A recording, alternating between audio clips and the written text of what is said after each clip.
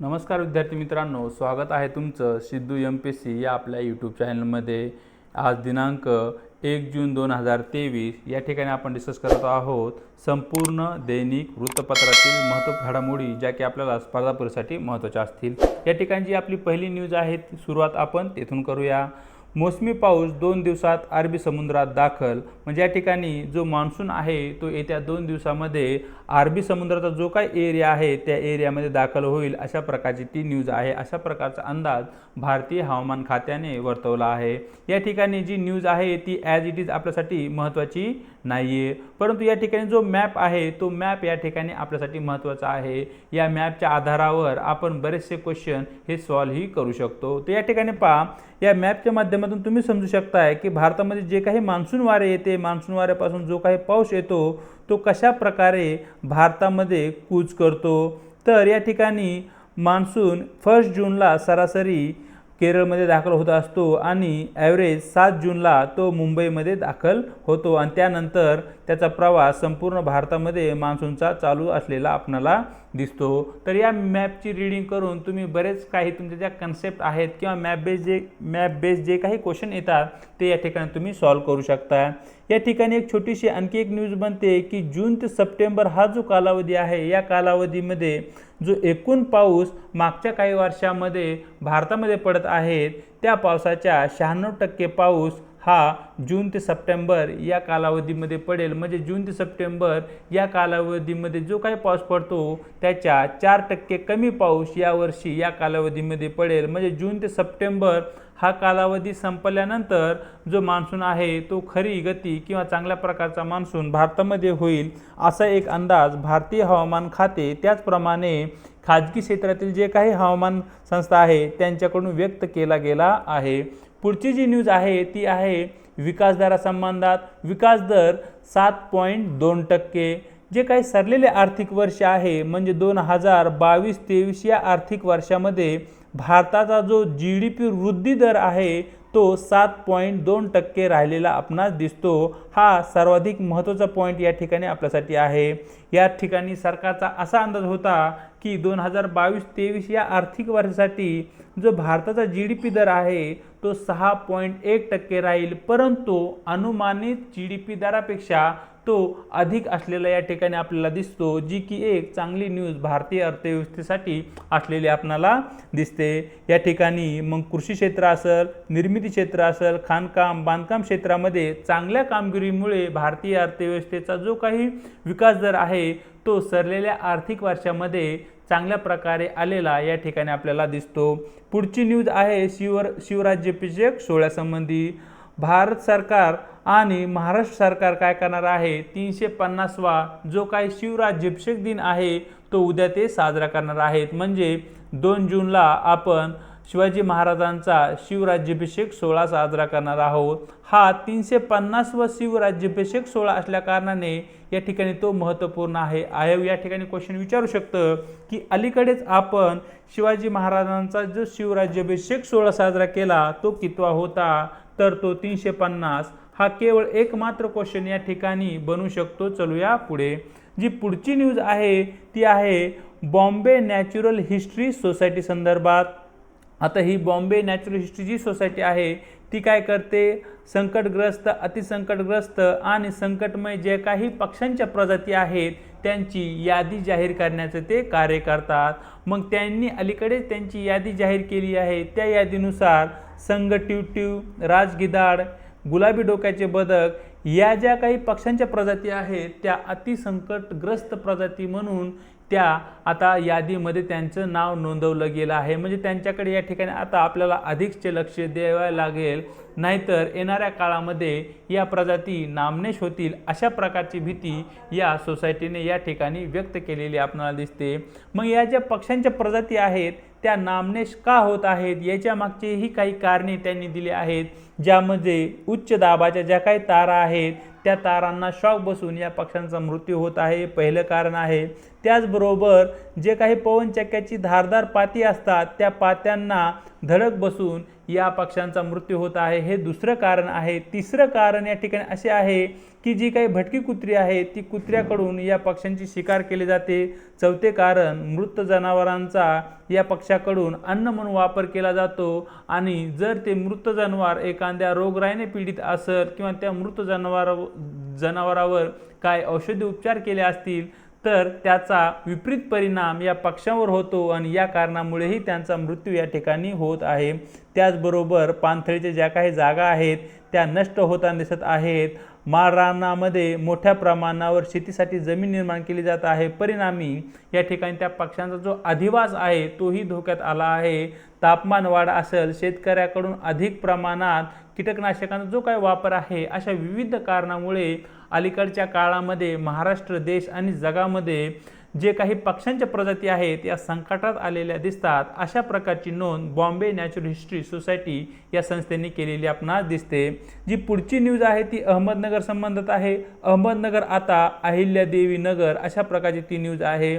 माननीय मुख्यमंत्री एकनाथ शिंदे यांनी अहमदनगर शहराच्या नामांतरणाची घोषणा केली आहे। आता अहमदनगर शहरास राजमाता पुण्यश्लोक अहिल्यादेवी नगर या नावाने ओळखले जाईल, हे या ठिकाणी तुम्ही लक्षात ठेवले पाहिजे। या ठिकाणी जेव्हा मुख्यमंत्री एकनाथ शिंदे हे 298वी राजमातांची जी काही जयंती आहे ती साजरी करण्यासाठी चौंडी या त्यांच्या जन्मस्थळी आले होते, त्या ठिकाणी त्यांनी ती घोषणा केली आहे।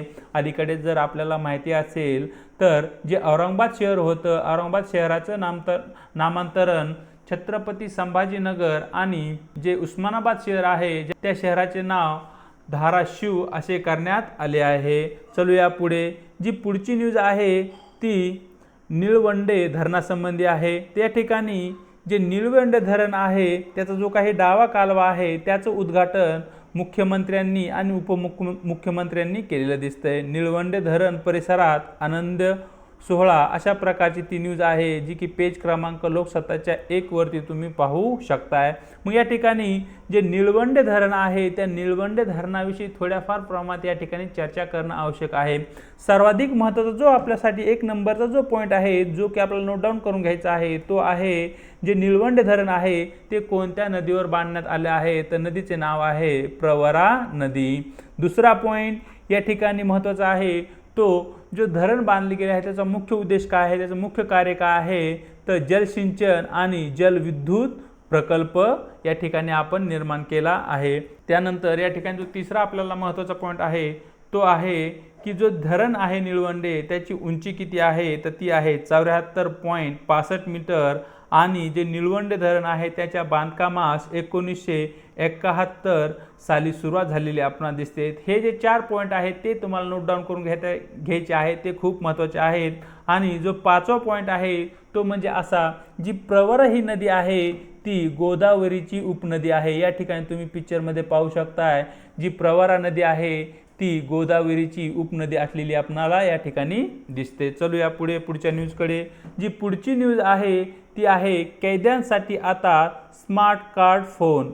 जर आपणाला माहीत असेल तर पूर्वीच्या काळी आपल्याकडे काय होते, जे कॉइन्स फोन होते, म्हणजे या ठिकाणी 1 रुपयाचा कॉइन तुम्ही या फोनमध्ये टाकणार आणि यानंतर 1 मिनिटासाठी तुम्ही पुढच्या व्यक्तीसोबत संवाद साधू शकत होतात। परंतु आता जे हे कॉइन्स फोन्स आहेत ते एजबार झालेले आहेत, काळानुसार ते आता निकामी झाले आहेत।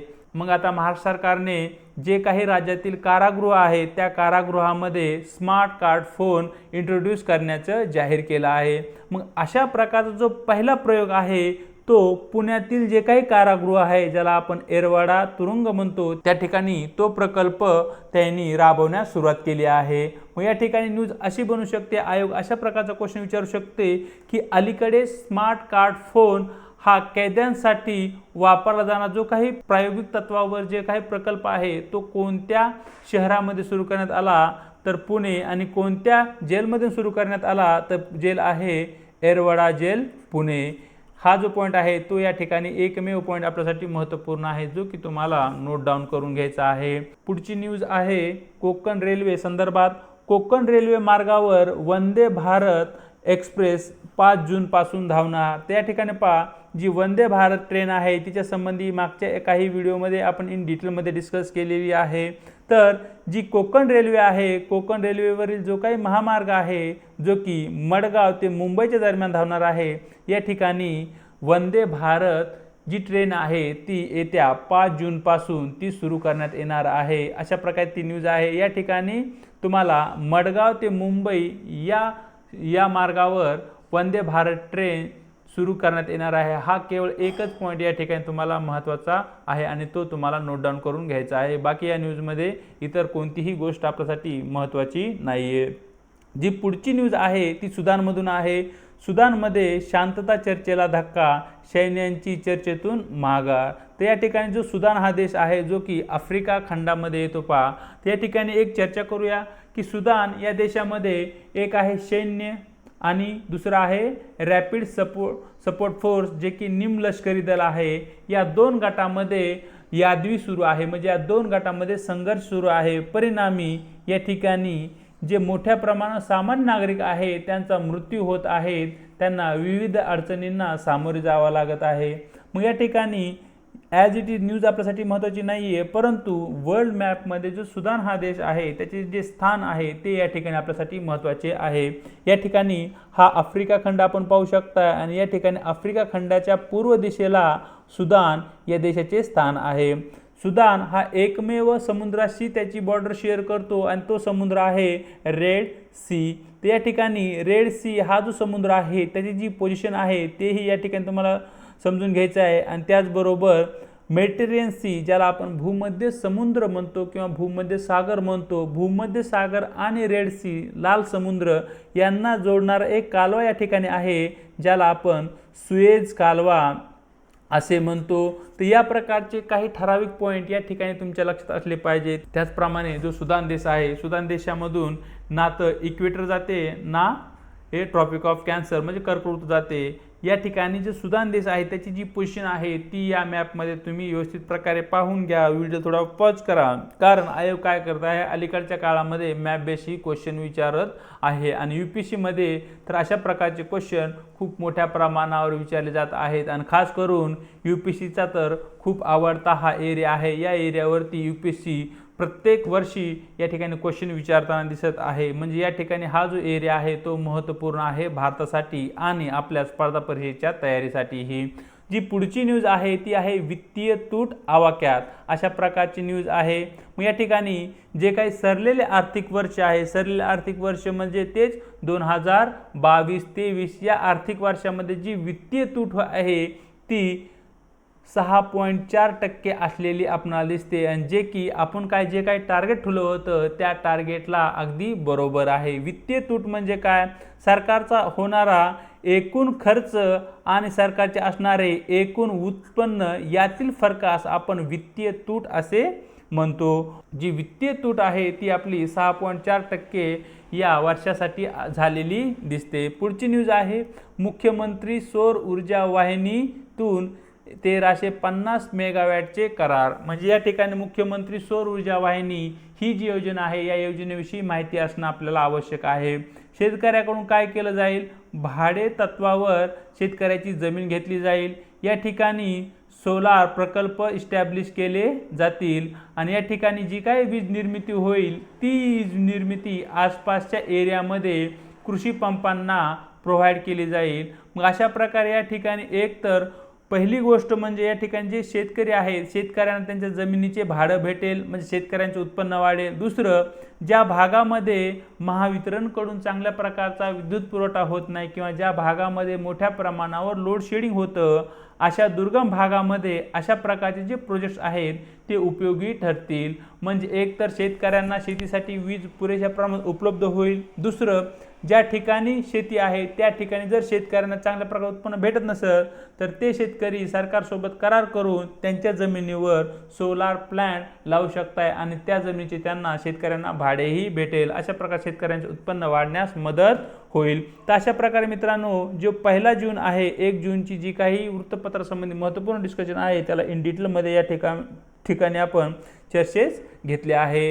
व्हिडिओ जर तुम्हाला आवडला असेल तर लाईक करा। व्हिडिओ संबंधी तुम्हाला काय वाटतं तुमचे विचार कमेंट बॉक्समध्ये नक्की कळवा।